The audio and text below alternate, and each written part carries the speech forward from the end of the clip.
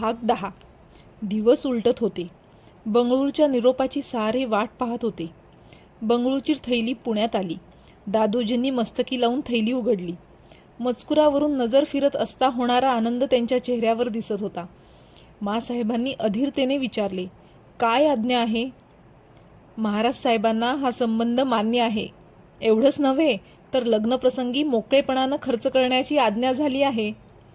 लग्नाची तिथी निश्चित झाली की कळविण्याची आज्ञा झाली आहे. महाराज साहेब जातीनं लग्नाला हजर राहणार आहेत. पंत, फलटणला मुधोजीरावांना कळवा. दिवस थोडे आहेत. सारं व्यवस्थित व्हायला हवं. सारी सूत्रे भराभर हलविली जाऊ लागली. फलटणहून मुधोजीराव कुटुंब परिवारासह आले. एक शंका होती, तीही दूर झाली. शिवाजी सईबाईंच्या कुंडल्या जमत होत्या.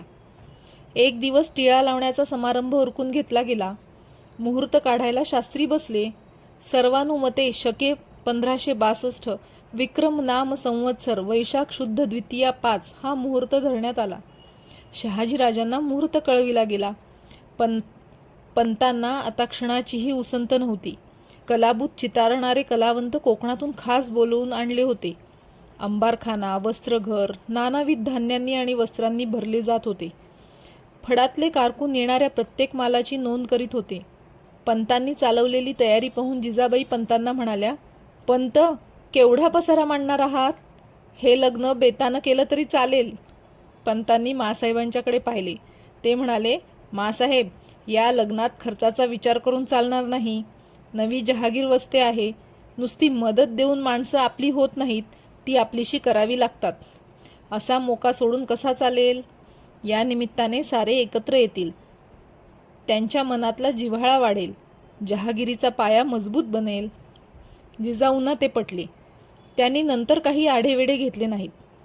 मुधोजीही नुकतेच जहागिरीवर आलेले. एवढी मोठी सोयरी कशी पार पडणार याची चिंता त्यांना वाटत होती. फलटणला जाऊन लग्नाची प्राथमिक जुळवाजुळव करून ते जिजाऊंच्या भेटीला पुण्यास परत आले. मासाहेब, मुलीचं लग्न वधूपित्याच्या घरी व्हावं असा शिरस्ता आहे. लग्न फलटणला आमच्याकडे व्हावं ही विनंती. मुधोजींनी अर्ज केला. मासाहेब म्हणाल्या, मामासाहेब, अजून का आम्हाला परके समजता? हे घर कोणाचं? थोरल्या सासूबाई दीपाबाई फलटण घराण्यातल्याच ना? राजांनी पुणं वसवलं. इथंच त्यांचा विवाह व्हावा हे बरं वाटतं. जशी आज्ञा. पण मासाहेब, राग होणार नसेल तर आणखीन एक विचारावंसं वाटतं. काय? सोयरीक ठरली, मुहूर्त ठरला, पण देण्याघेण्याचं काहीच ठरलं नाही. देणं घेणं व्यवहारात येतं मामासाहेब. ही रक्ताची नाती. पोरगी देता, त्यापेक्षा मोठं देणं कुठलं? तुम्ही आणखीन थोडं द्यायचंच आहे. ते दिलं की आमचं काही म्हणणं नाही. सांगा मासाहेब. मासाहेब हसत म्हणाल्या, आणखीन द्यायचे ते आशीर्वाद. त्यांच्याच बळावर संसार सुखाचे होतात. तेवढं द्या की सारं आलं. पण महाराज साहेब काय म्हणतील? इकडून काही दोष लावला जाणार नाही. विचारलंच तर बेलाशक आमचं नाव पुढं करा. मुधोजीरावांना शब्द फुटत नव्हता.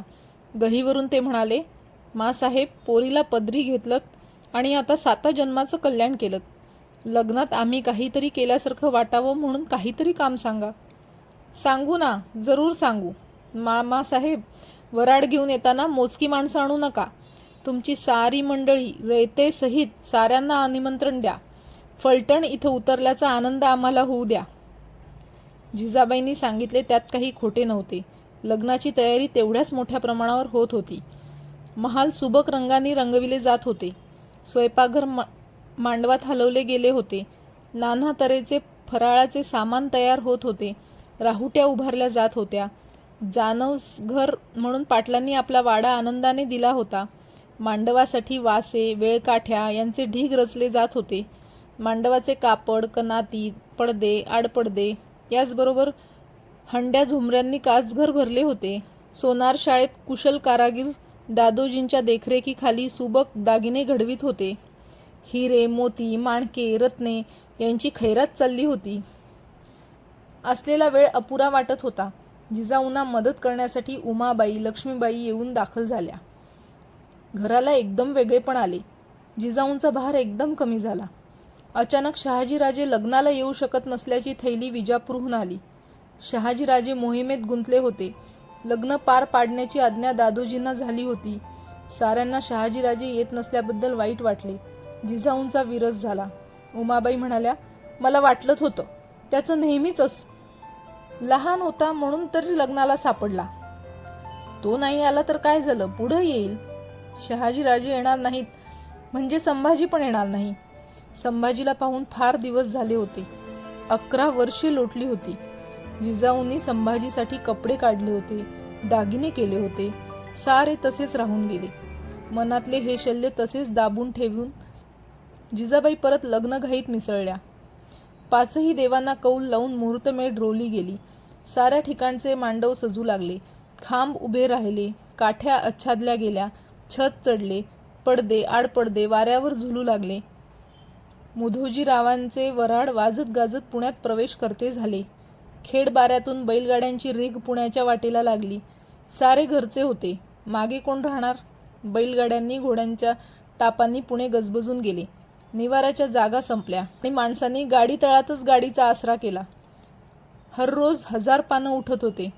लक्ष्मीबाई उसंत न घेता वावरत होत्या. जिजाऊ त्यांना काही म्हणाल्यास तर त्या म्हणत, तुम्ही विसावा घ्या, काही आमच्याकडून राहिलं तर सांगा.